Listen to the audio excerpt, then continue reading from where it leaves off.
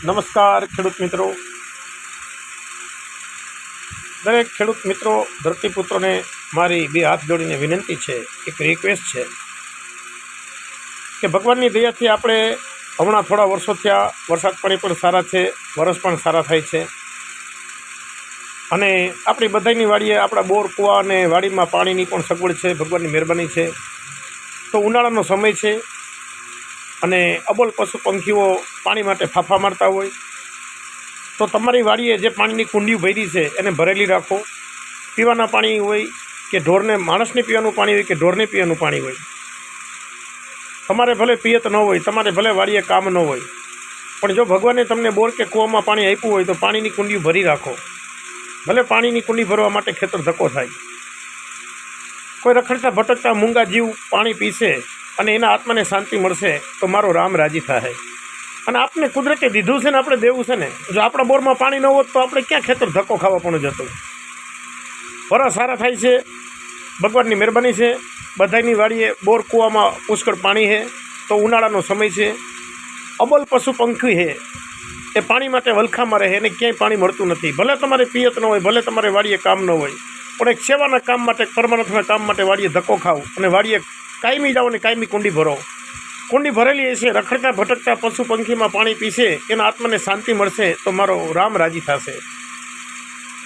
દાન કરવા માટે કે ધર્માદો કરવા માટે ચોઘડિયા જોવાની જરૂર નથી, અને દાન કરવા માટે કે ધર્માદો કરવા માટે કોઈ તકતી લગાડવી એની જરૂર નથી, કે કોઈ માઇકમાં જાહેરાત કરવી કે બધે વાહવા કરવી એની જરૂર નથી।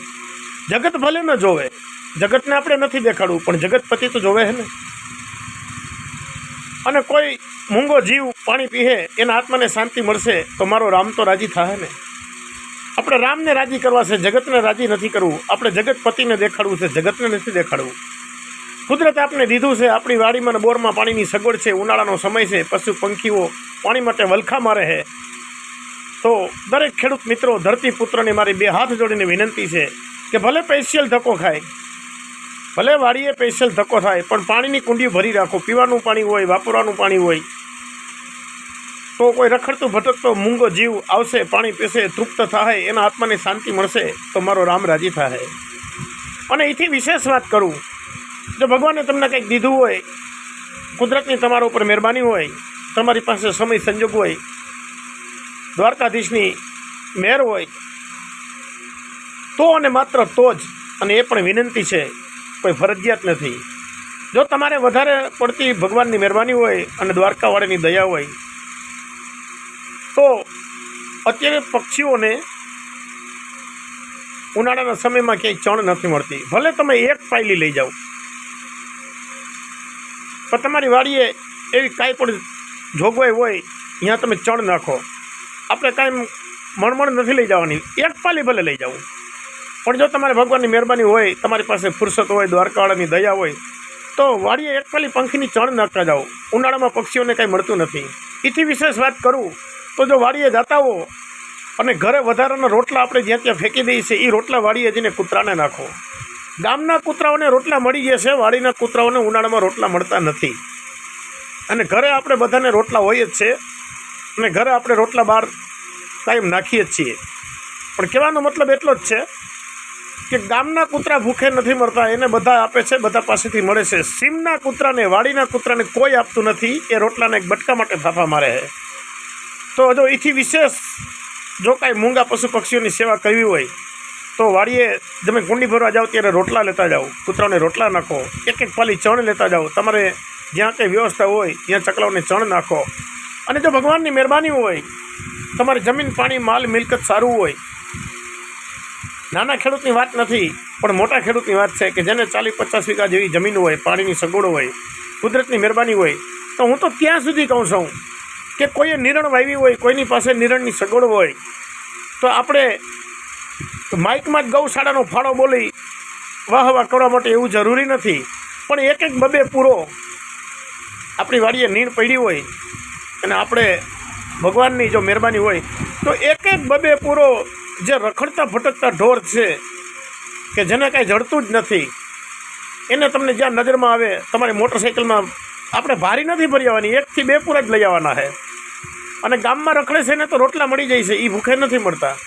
પણ જે સીમમાં રખડે છે, જેને કાંઈ ઓપ્શન જ નથી, એવા કોઈ ઢોર છે રખડતા હોય, તમને એમ લાગે કાંઈ ઢોર રખડે છે અને કોઈ મળે એમ નથી, તો એને એક એક બબે પૂરો. જો તમારે નિરણ હોય તો, ન હોય તો કંઈ ફરજિયાત નથી કે બધાને નાખવું, ફરજિયાત નથી, ન હોય તો ફરજિયાત નથી. કુદરતની મહેરબાની હોય, આપણી વાડીએ થોડી ઘણી નિરણ હોય, આપણે એવું ધ્યાનમાં આવે કે આ સીમના ઢોર છે રખડે છે, એને કંઈ ખાવા નથી મળતું, તો એને કોઈ આપણે ભારીયું ભરીને નથી નાખવાની, પણ એક એક બબે પૂરો આપણે જાય તે વાડીએ જાય તે ચણ ને રોટલા લેતા નહીં, કુંડી ભરતા હોય ને વાડીએથી પાછા આવી ત્યારે એક કે બે પૂરો લેતા આવી. ક્યાંય રસ્તામાં તમને એવું ઢોર જડે, એને ભલે તમે એક પૂરો નાખો, પણ એક પૂરાથી એને શાંતિ મળશે. અને એ તમને કુદરતે દીધું હોય અને તમારું મન માને તો, બાકી કોઈને ફરજિયાત નથી, આ કોઈને કોઈ આદેશ નથી, એક મારી રિક્વેસ્ટ છે, એક ધર્મનું કામ છે, સેવાનું કામ છે.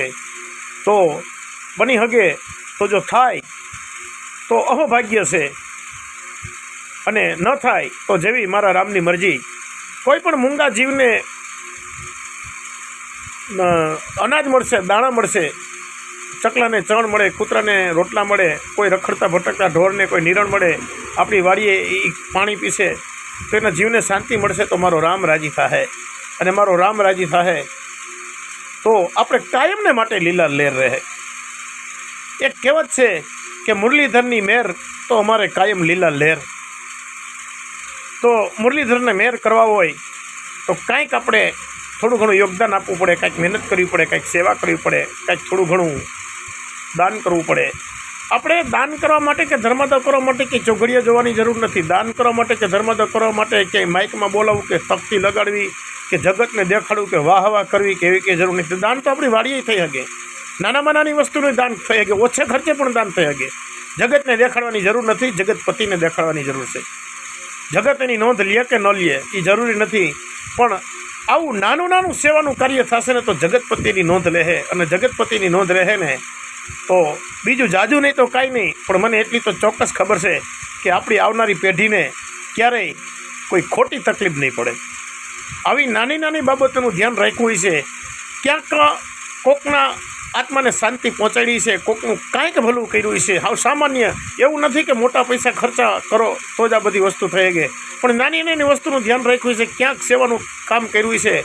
તો મને બહુ ઝાઝી તો ખબર નથી પડતી, પણ એટલું તો હું ચોક્કસ કહી શકું ને ગેરંટીથી કહી શકું કે આવી નાની નાની બાબતોનું ધ્યાન રાખ્યું છે, કોકની સેવા કરી છે, ક્યાંક ધર્માદો કર્યું છે, તમારાથી કોકના આત્માને શાંતિ મળી છે, કોકના પેટને શાંતિ મળી છે, કે ભૂખ્યા જીવના પેટને શાંતિ મળી છે, તો તમારી આવનારી પેઢીમાં કોઈ પણ પ્રકારની તકલીફ નહીં થાય, અને તમારી આવનારી પેઢી અને તમારું ભવિષ્ય એના માટે દ્વારકાવાળો હંમેશા તમારી સાથે રહેશે, તમારું રક્ષણ કરશે અને તમારા ઉપર કૃપા દ્રષ્ટિ રાખશે. આ એક સનાતન સત્ય છે. જો જેને સમજાય એને અભિનંદન, અને ના સમજાય એને વંદન. જેને સમજાય એને અભિનંદન, ના સમજાય એને વંદન. કાંઈ ભૂલચૂક થઈ ગઈ હોય, વધારે બોલાઈ ગયું હોય તો નાનો ભાઈ સમજી અને દરગુજર કરજો. બાકી તો મારા દ્વારકાવાળાની જે મેર હશે, એની જે ઈચ્છા હશે એવું થશે. જય હિન્દ, જય ભારત, જય દ્વારકાધીશ, જય મુરલીધર.